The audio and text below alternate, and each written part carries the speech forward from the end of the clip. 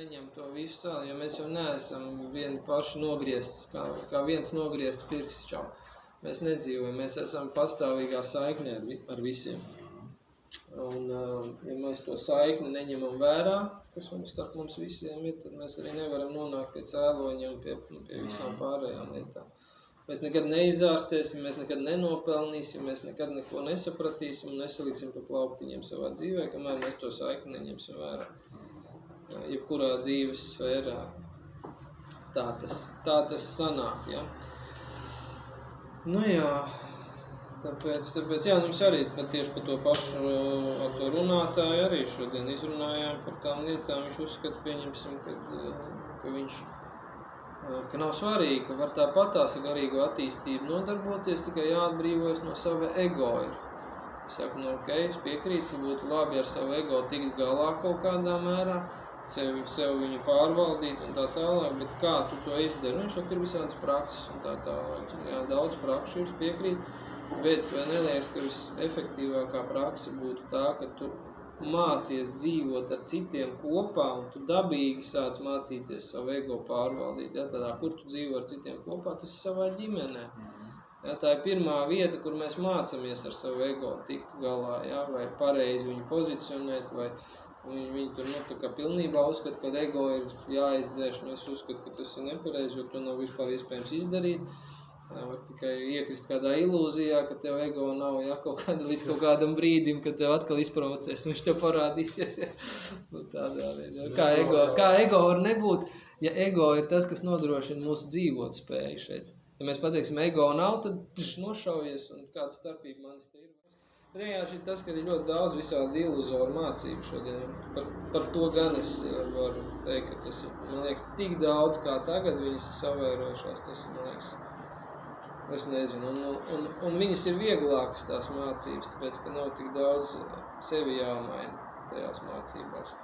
Jo tur ir, it kā tev prakses liek darīt, bet reāli tu sevi nemaini. Tu pildi kaut kādus tur uzdevumus un tā tālāk, bet sevi tu nemaini.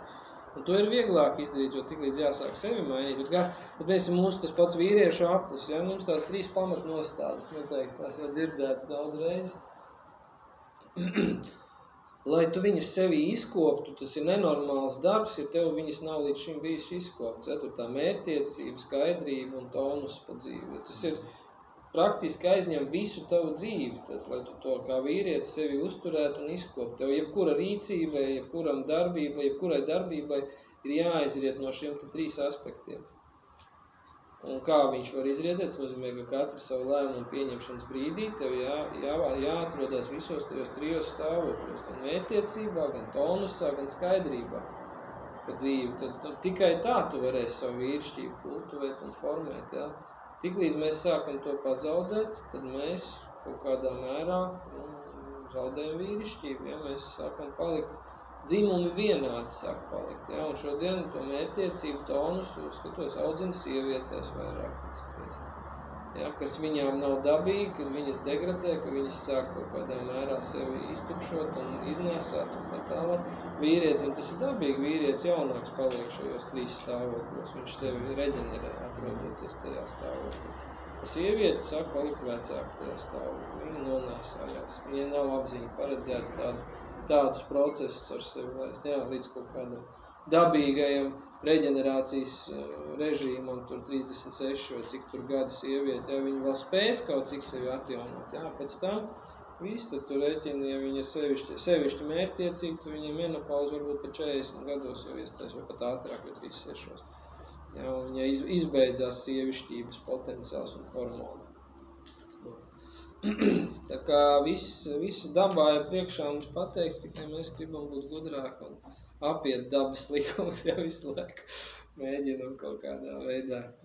Un tieši tas pats vīrietim arī, ja viņš līdz kaut kādam zināmam vecumam nespēja noturēt un kultivēt sevi šos 3 elementus, vīrietim zūd potence pakāpeniski. Ja? Tad, kā tu vari būt ar potenciālu, ja tu neesi mērķtiecīgs un esi bez tonus un sapratnes, ko tev darīt dzīvē.